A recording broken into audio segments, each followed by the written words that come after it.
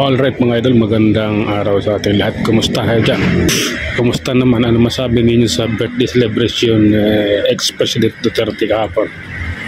Para sa akin, sa tingin ko mga idol, pang genius yun mga idol. Kailangan na maitala talaga sa genius mga idol. Dahil buong mundo ay nag-celebrate sa kanyang birthday. First time ko lang mapanood or makita mga idol ang birthday ganong nangyari kahapon, na buong Pilipinas, buong mundo nag-celebrate. Ang napakaraming tao sa Davao, napakarami, hindi nagbigay ng ayuda, hindi namigay ng kung ano-ano dyan, kundi yung tao mismo ang gumastos, pumunta dun sa isang lugar, nag-iipon tulad ng mga dinaanan ko kahapon sa Minjola. Dumano na Minjola kahapon dahil pasok ako sa trabaho, dapat dun lang sana ako kasi may pasok ako. Kaya dun lang ako, nanonood lang, nakinig lang ako saglit doon, tapos nakipagkamay ako sa mga tao ron, tapos malis na ako. Marami doon sa Minjola, yung gate, yung pulis doon, napakarami kahapon. Iba't ibang lugar dito sa Metro Manila, nandun kahapon mga nakamotor. Nag-celebrate sila sa birthday ni Duterte. Sa probinsya namin, sa Negros, meron din. Iba't ibang sulok ng bansa. Sa Cotabato, lalo na sa Davao, napakarami. Kita mo naman yung yung drone shot nila doon. Talagang punong-puno ng tao. At hindi lang dyan, pati sa ibang bansa, sa Netherlands. First time in history yun mga idol. First time kung napanood sa live kahit sa klaseng channel lang, sa YouTube, Facebook, TikTok, sa mga SMNI mismo. Kasi SMNI lang naman yung yung talagang nagbabalita ng walang katarantaduhan. So doon ko lang talagang napatulo yung luha ko, dahil kauna-unahan mong mapanood sa buong mundo na ang nagbe-birthday na tao ay sinilibrate ng karamihan. Yung isang tao, yung dating ex-presidente na nag-birthday na sinilibrate ng lahat ng mga Pilipino sa mang sulok ng mundo.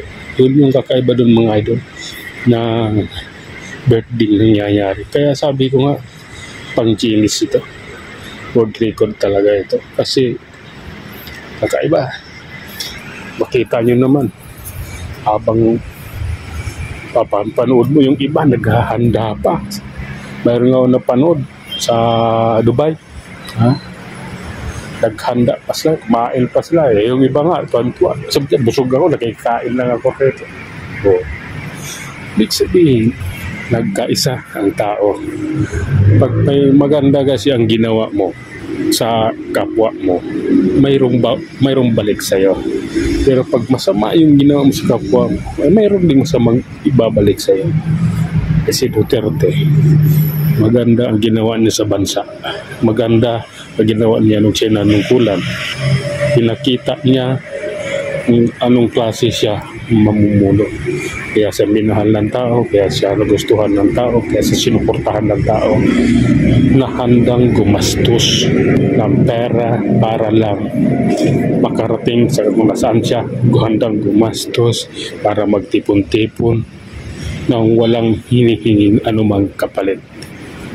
Gusto lang maipakita, ipahayag yung suporta sa taong yon.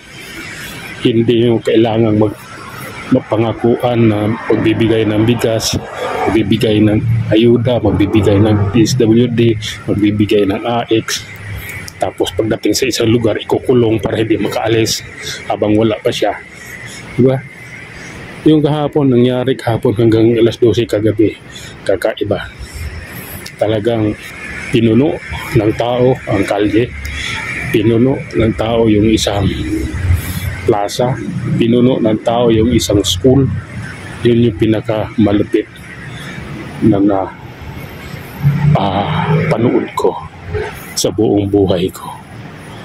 First time in ng history natin na nag-birthday ang isang tao, ang naka-birthday ang buong mundo sa kanya.